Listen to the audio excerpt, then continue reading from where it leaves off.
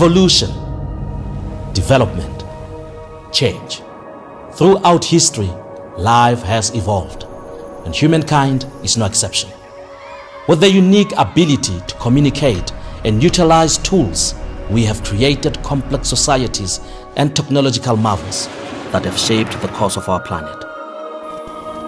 And as humans have evolved, so too have our creations and way of life. We have transformed the open field into productive farmland. We have built cities with buildings, highways, and stadiums that can host thousands of people. Where there were once messengers on horseback, today we have mobile cellular telephones with touchscreens and 4G networks. But progress also brings challenges. We are pushing our planet beyond its limits. As life and our lifestyles continually evolve and change, humankind is faced with the challenge of using our unique abilities to create cities where we and our future generations can live and prosper. Over the past few decades, Rustenburg has evolved from a small town to a bustling, vibrant city. With its exponential growth, Rustenburg is seen as a future metropolis of South Africa. But the challenge that community faces today is the same as that faced all over the world: how to evolve towards a city of Rustenburg where all can live in well-being and prosperity. The Rustenburg area at the foot of the Magaliesberg range was originally settled by the Botswana in the 12th century, many of whom belonged to the Royal Bafokeng nation. In the 1800s, the Voortrekkers arrived, and in 1851, Rustenburg, meaning town of rest in Dutch, was established as an administrative center for a fertile farming area, well known for its citrus fruits, groundnuts, sunflower seeds, maize, wheat, and cattle. In 1929, platinum was discovered. Today, Rustenburg is the largest platinum-producing region in the world, producing approximately 97% of the platinum in South Africa and 70% of the world's platinum, from the largest platinum refinery on the planet. This unique African city has grown over the past 160 years into one of South Africa's major cities, with more than 500,000 residents, and was even chosen as a host city for the 2010 FIFA Soccer World Cup. But as Rustenburg emerges as a world-class city, there is a need to develop infrastructure and services in the area to promote sustainable growth and enhance the quality of life for the city's residents. And to achieve this, Rustenburg needs a strong transport system. Following the lead of major cities around the world, Rustenburg is designing a public transport system that will support the community with a cost-effective, integrated transport network, capable of serving not only the current population movement, but also laying the foundation for the projected growth of the area and improved standards of living. Mobility is a key component in the economic and social development of any city. More than half of the Rustenburg population do not own a car and rely on public transport and walking to get around. And for the 6,000 people living with disabilities, mobility is even more challenging. The South African government has made improving public transport a priority for the country, and 12 cities have been selected to plan, design, and implement integrated world-class public transport networks over the next 10 years. Following the development and approval of the Public Transport Strategy and Action Plan in 2007, National Treasury has provided special funds through the Public Transport Infrastructure and System Grants. Rustenburg is one of these cities. So, what is this world-class integrated rapid public transport system? Well, integrated means that the transport takes you easily from your home to place of work, study, recreation, and back again. Rapid means that you can travel as quickly as possible. The system includes walkways, bicycle paths, and all public transport modes from trains to buses and taxis. Ideally, the nearest public transport route should be within walking distance from most people's homes. It should be safe and comfortable to walk or cycle to a public transport stop or station. It should be quick and easy to transfer from one service to another using one ticket.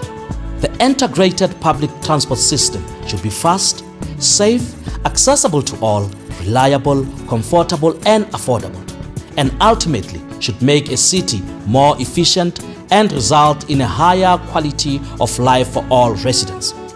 It should also have a positive effect on the environment by lowering carbon emissions and making more effective use of valuable road space.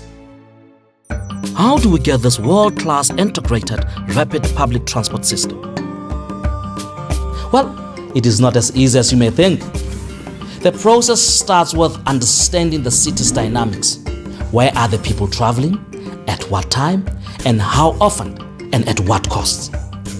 How many people need public transport now, and how many will there be in the next 50 years? Are there enough people to make a public transport system financially viable? That is quite a bit, but that's not all. We then investigate, interview and map where the existing public transport is operating, the bus routes, the taxi routes, and count the number of people using this, how long they wait, how much they are spending, average lengths of trips, and the number of stops. Then we look at how the city is developing. Where are the business districts, the industrial districts, the residential and shopping areas, and the informal settlements, the stadiums and parks? Where are the schools, colleges, community centers, and clinics? What are the expansion plans for the city?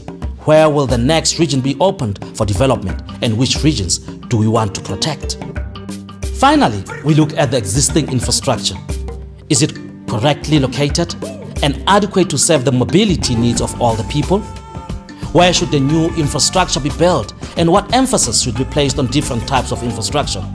Walkways and bicycle paths versus roads, for instance?